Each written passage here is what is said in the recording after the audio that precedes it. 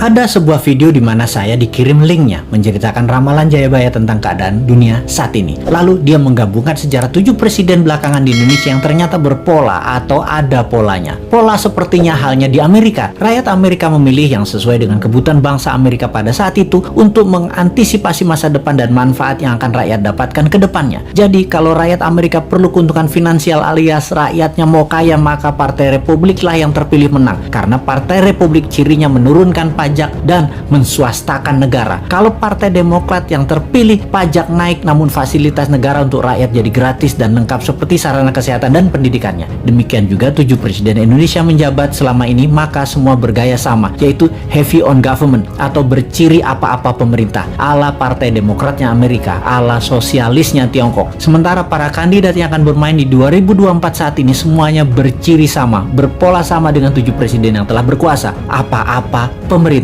Hanya Bosman Sontoloyo yang punya konsep heavy on swasta atau menswastakan kegiatan membangun ekonomi terbesarnya dan menurunkan pajak konsepnya seperti Partai Republiknya Amerika. Untuk hal ini memang kembali ke masyarakat karena konsep menswastakan pemerintah belum pernah terjadi sebelumnya, atau mengikuti swasta terutama UKM dalam porsi besar lebih dari 80% ekonomi belum pernah terjadi sebelumnya dalam 7 pemerintahan yang telah berjalan. Selama ini memang tenaga kerja 96% diserap UKM, namun ekonomi UKM hanya 40% saja dari porsi ekonomi nasional. Sisanya adalah anggaran pemerintah dan oligarki. Sudah 7 presiden polanya ya seperti ini. Belum pernah UKM naik kekuatannya menjadi menguasai ekonomi ke 80% atau naik 100% dari sekarang, atau 2 kali lipat kekuatan ekonomi saat ini yang bisa membuat GDP per kapita naik dari $4.000 menjadi $8.000 dalam sekejap. Sungguh, kalau mau UKM menang, juga pajak turun. Ya tidak pakai siapapun yang mencalonkan di 2024 yang saat ini ada di etalase calon presiden. Tapi entah bagaimana,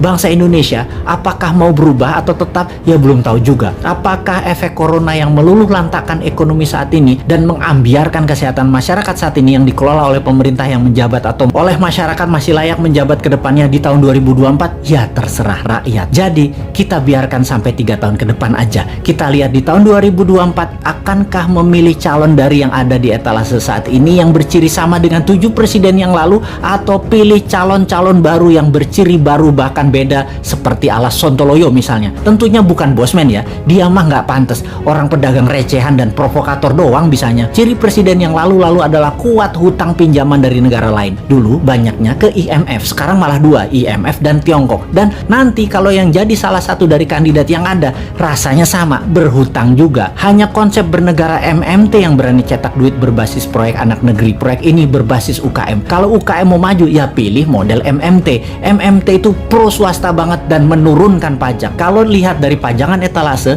ya mereka kebanyakan memuja pilihannya tadi hanya orangnya, bukan konsep bernegaranya. Karena tidak satu pun punya konsep. Asli mereka yang mau jadi presiden saat ini punyanya satu, bagaimana jadi populer agar terpilih. Mek ngono tok ilmunya. Bener deh, bagaimana supaya Anda memilih mereka? Citra aja dibenerin, bukan konsep yang mereka jual. Kalau Bosman, citranya kan kampungan, provokator, komentarnya norak, kulitnya hitam. Jadi karena karakternya nggak bisa dijual, maka dia jual konsep. Itu pun norak. Mainstream ya tetap maunya ngutang asing. Yang anti hutang asing kecil banget, yang mendukung UKM malah nggak ada. Akhirnya UKM-nya senang ngutang juga kalau cari duit. Kapan berubahnya bangsa ini? Begitu kuat doktrin minjem itu di kepala semua pejabat sampai UKM-nya pun tidak ada alternatif lain. Kembali ke video yang linknya saya dapat dan saya nonton, ternyata Satrio Piningit atau kesatria yang dipingit itu keluar ketika ada goro-goro atau malapetaka dahsyat menghancurkan negara dan dunia. Saat ini virus corona dianggap goro-goro. Lalu ketika goro-goro terjadi, ada kesatria yang suaranya saja muncul, wajahnya dan penampilannya dipingit tidak muncul, yaitu Bosman. Jadi kesatria yang dipingit tadi adalah kesatria yang terus-menerus memberikan arahan, solusi, dan sosoknya dipingit, diumpetin, yang penting pesannya tercapai. Lalu pola kepemimpinan nasional yang lengkap menjabat. Pak Karno itu Majapahit atau Jawa Timuran, Pak Harto itu Jawa Tengah atau Mataraman, Pak SBY itu Majapahit, Pak Jokowi itu Mataraman, dan Bosman itu Jawa Timuran Majapahit. Begitu pola penggantinya seharusnya. Habis Mataram ya Majapahit. Dan